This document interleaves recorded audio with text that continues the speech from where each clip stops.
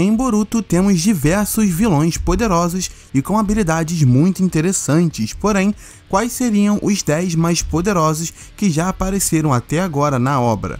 Se você tá curioso, eu te convido a assistir até o final, porque hoje vamos fazer uma lista aqui, levando em conta qualquer personagem que tenha sido um vilão em Boruto, não importando se ele morreu ou não, para saber quem são os 10 mais poderosos. Mas sem enrolação, bora pro vídeo. Em 10º lugar, Delta.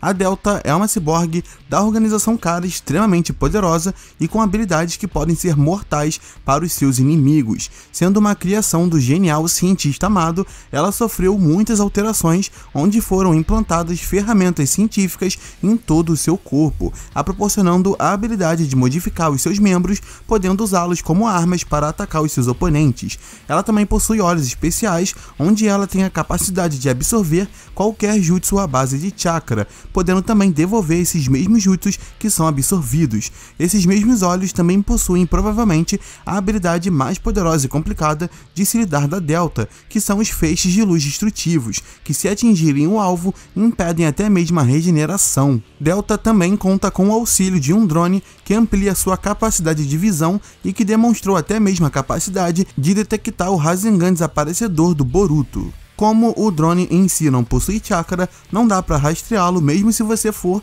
um ninja sensorial. Ela possui uma força descomunal e conseguiu manter uma luta contra o Naruto, que por mais que estivesse pegando leve no início, ainda assim a Delta não facilitou para o 7º Hokage e deu um certo trabalho, por isso ela ocupa essa posição. Em 9º lugar, Boro. Boro é mais um interno da Kara que mais de uma vez foi deixado claro ser, por exemplo, muito mais poderoso que a Delta. No capítulo 39 do mangá, o Kawaki afirma que ele era até pior do que o Jigen. Obviamente, o garoto estava apenas tentando mostrar o quão poderoso o Boro era, e difícil de lidar. Além disso, lá no capítulo 34, o Code diz que a Delta estava tentando lidar com alguém além das suas capacidades, se referindo ao Naruto, afirmando que, consequentemente, ele ou o Boro deveriam ser acionados, ou seja, além de ser nítido que ele é acima da Delta em termos de poder, a própria obra deixa isso evidente. E falando do Boro, o Kawaki de certa forma não estava errado quando disse que ele era um inimigo até pior do que o Jigen de se enfrentar. E não porque ele é mais forte, obviamente, mas sim porque o Boro tem diversas habilidades que impediriam boa parte dos seus oponentes de sequer enfrentá-lo. Ele possui uma capacidade de regeneração completamente absurda, conseguindo até regenerar a parte inteira de cima do seu corpo graças ao núcleo que fica dentro dele. Ele também possui uma ferramenta científica que produz uma espécie de vírus em forma de uma nuvem negra, que entrando em contato com uma pessoa consegue a paralisar completamente, sendo quase impossível de conseguir escapar dessa habilidade. Boro também demonstrou possuir o Yoton, aquela mesma Kaki Genkai da Mei Terumi, um líquido ácido que corrói praticamente tudo. O Boro com certeza é um dos vilões mais poderosos de Boruto e ocupa a 9ª colocação. Em 8º lugar, Eida. Para falar a verdade, de certa forma, a Eida não é uma vilã completamente declarada, porém, ela ajudou o Code por um tempo e por sua causa ele conseguiu desativar os seus limitadores, então, mesmo com ela indo para Konoha, pelo menos até a data desse vídeo, é isso que tá nítido, ela foi uma vilã, se aliando ao Code e a gente não sabe do futuro, mocinha que ela não é, então ela tá aqui nessa lista. E falando da Eida, apesar dela não ser uma combatente, ela possui duas habilidades extremamente poderosas, como por exemplo o seu Seringa, um doujutsu que a proporciona a capacidade de observar tudo o que está acontecendo no mundo no presente momento, e até o que já aconteceu no passado após a data da sua criação. Ela também possui uma habilidade chamada de Fascínio, que faz com que qualquer pessoa que não seja parente dela ou um Otsutsuki a obedeça e não consiga atacá-la, não importa o que tentem. Então, por isso especificamente, ela fica nessa posição, pois quase todo mundo desse universo sequer pode chegar a enfrentá-la, apenas parentes e Otsutsukis. Inclusive, ela pegou o Boro com um fascínio, fazendo com que ele não a descartasse, então nem mesmo o Boro podia fazer nada contra ela e por isso ela ocupa a 8ª colocação. Em 7º lugar, Kinshiki Otsutsuki. Possivelmente o Otsutsuki mais subestimado de todos e também possivelmente o personagem que mais vai gerar polêmica de estar nessa colocação. O fato é que o Kinshiki era naturalmente poderoso por ser um membro do clã Otsutsuki. Suas habilidades de combate são excelentes, onde ele foi capaz de até mesmo enfrentar o Sasuke no mano a mano e até com os Kages. Ele possui o Dashinagi, uma habilidade que o permite criar uma variedade incrível de armas, se adaptando a qualquer situação de batalha. Ele até mesmo foi capaz de destruir a arena do exame Chunin. Kinshiki também possui o Byakugan, além de ter uma capacidade sensorial muito alta. E mano, não se esqueça, se você tá curtindo esse vídeo, eu te peço do fundo do meu coração, de verdade, para você se inscrever no canal e deixar o like se for possível. Dá essa força aí, pois quase 85% das views aqui do canal são de pessoas que não estão inscritas e que muitas voltam, assistem de novo, mas não se inscrevem. Então, se você tá curtindo o conteúdo e gosta do universo de Naruto e Boruto, nos ajude aí a tentar chegar aos 10 mil inscritos, que é a nossa principal meta no momento. Tamo aí na luta e eu tô trazendo vídeo toda semana. Nessa daqui especificamente tá saindo todos os dias, então eu conto com o seu apoio, que seria de grande ajuda. Tamo junto. Em sexto lugar, Urashiki Otsutsuki em sua forma final. Urashiki é mais um membro do clã Otsutsuki e que originalmente foi criado pelo próprio Kishimoto para estar no filme de Boruto, porém ele acabou sendo descartado de última hora e foi reaproveitado dentro do anime. Infelizmente eu não vou me aprofundar muito nas suas habilidades, mas é por uma boa razão, pois eu já estou fazendo um vídeo a respeito, onde eu vou detalhar e mostrar todas as suas habilidades principais, da mesma forma que eu fiz com o Momoshiki. Mas, para justificar a colocação nessa lista dele, o Urashiki possui como marca uma habilidade onde, com o auxílio de uma vara de pescar, ele podia extrair o chakra dos seus oponentes, conseguindo posteriormente usar as técnicas do seu adversário em questão em que ele extraiu o chakra. Em sua forma base, ele possuía o Byakugan e podia alternar entre dois pares de Rinegans, sendo um azul e o outro vermelho. Com o vermelho, ele conseguia abrir portais para outras dimensões usando um ninjutsu de espaço-tempo, o Yomotsu Hirazaka. Já com o azul, ele podia usar a substituição Orizuru, onde ele basicamente trocava de lugar com diversos Orizuros, fazendo com que a sua presença fosse apagada. Outra habilidade do seu Rinnegan azul era a regressão no tempo, onde ele conseguia retroceder alguns segundos no passado e, sabendo como os ataques do seu inimigo já seriam, ele podia pensar em uma forma de lidar com aquela situação. Já em sua forma final, o Urashiki tem a sua aparência alterada e fica muito mais poderoso. Os seus atributos normais foram drasticamente aumentados e o Urashiki fica muito mais rápido, forte e com uma resistência altíssima. Ele também demonstrou a capacidade de usar técnicas como o Ame-no Subaruboshi no Mikoto, o Gyoko, que basicamente é um disparo de chakra bem poderoso, e além disso, ele também tinha o Rei Dragão, uma técnica extremamente poderosa onde o Urashiki criava uma esfera enorme junto de um dragão por trás. O Urashiki é um personagem bem poderoso, principalmente na sua forma final, e por isso ele está na sexta posição. Em quinto lugar, Momoshiki Otsutsuki na sua forma final. Momoshiki é um dos Otsutsukis mais poderosos que já foram apresentados na série, tendo marcado o protagonista com karma. Após absorver o seu companheiro Kinshiki, Momoshiki assumiu uma forma muito mais poderosa que aumentou substancialmente os seus atributos físicos. Momoshiki possuía diversas técnicas, inclusive eu já fiz vídeo comentando sobre todas elas, mas resumidamente, Momoshiki possuía um Rinnegan em cada mão e com o da direita ele podia absorver qualquer ninjutsu, já com o da mão esquerda, e graças a uma técnica chamada de Takami Musubi no Kami, ele conseguia devolver as técnicas absorvidas, amplificando seu poder original. Momoshiki também tinha um Inukai Takeru no Mikoto, que consistia em diversos cães selvagens que eram invocados, se adaptando a qualquer ambiente e caçando seus oponentes com uma velocidade absurda. Ele também tinha o Saruya, um macaco gigantesco com uma força enorme, além de ter dado o Dashinagi do Kinshiki, técnica que permite ao usuário a criação de diversas armas e que eu já comentei anteriormente. O Momoshiki possuía ainda diversas outras habilidades, como a capacidade de usar o estilo gelo na Light Novel, mas, se quiserem, deixarei o vídeo onde eu comento sobre todas as suas habilidades aí nos cards. Em quarto lugar, Jigen.